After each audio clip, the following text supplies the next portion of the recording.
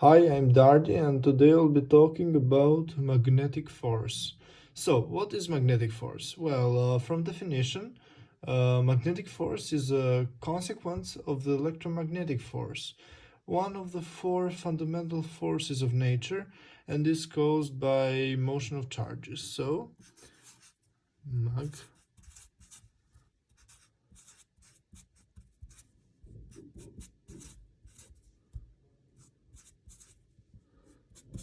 is caused by motion of charges.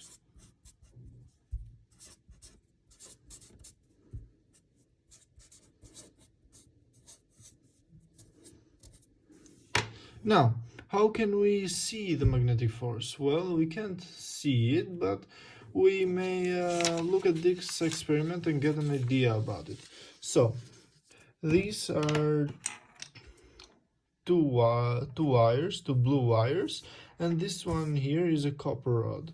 Now, current passes through these pieces of metals, and these are two magnets in this case. These two magnets, of course, have a magnetic field, and the magnetic field lines in this case go from above, which is going to be the North Pole, and to down, which is going to be the South Pole. So magnetic fields go like this in this case. Now, when we turn on the power, the current starts flowing, and we may observe in this case that the copper rod is going to start rolling. Now, why does it start rolling? Well, there is an obvious reason about this, because a combined field is created in this case, and it exerts force. What is the combined field created in this case? Well, it is the combination of the external magnetic field of these two magnets and the magnetic field that this current carrying wire has. Now, how may we understand this better? We can see this picture right here. So, this in this case is going to be the two magnets, which we had in the previous photo, the North Pole and the South Pole, which we have here, the North and the South. And these are the magnetic field lines from North to South. In this case, the red dot will be the copper rod in this case, the copper rod we have here. And these are the magnetic field lines of the copper rod. Now, look what the combined field is going to be.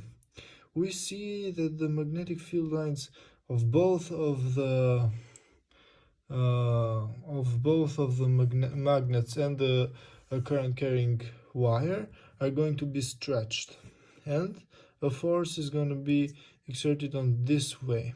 This means that this copper current carrying wire is going to be rotated in this sort of position. How do we understand what is in what kind of position is the copper current wire going to be rotated in this case? For this, we use Fleming's left-hand rule, which is actually a very useful way to determine it. So, this is the left hand in this case, and we're going to take this type of position first. Now, we may open our fingers like this. The thumb, which is the biggest finger, is going to be the direction of motion of the copper rod in this case, how it rotates. The first finger is going to be the direction of the magnetic field from the North Pole and the South Pole of the two magnets, which exert the force in this case. And the second finger, it's going to be the finger which tells us the current, in which way it is going. Now, how do we measure the magnitude of a force, in this case, of a magnetic force? Well, there is a formula for that, very useful one, actually. And the formula is going to be F, which is going to be, in this case, the magnitude of the force, is going to be equal to I, which in this case is going to be the current, times the length of the current wire in the magnetic field, B, in this case, magnetic field, and the sinus.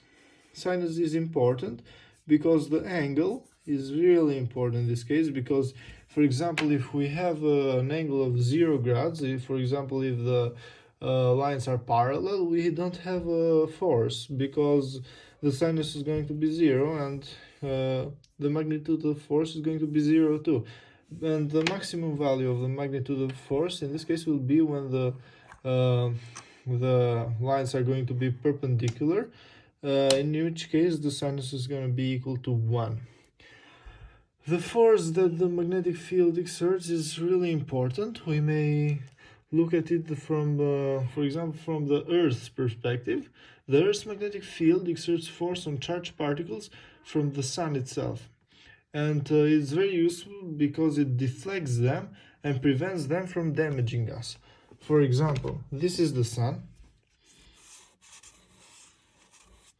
and it's going to exert its particles on Earth in this case, which is, for example, let's say it's going to be here. Now the magnetic field of Earth is going to be really useful because in this case it's going to prevent them, and they are deflected in both ways. And this also creates the amazing beautiful lights of Aurora Borealis. And this is the magnetic field, one of the most important things we see in physics. And this is the magnetic force, the consequence of the electromagnetic force, which is one of the 4 fundamental forces of nature.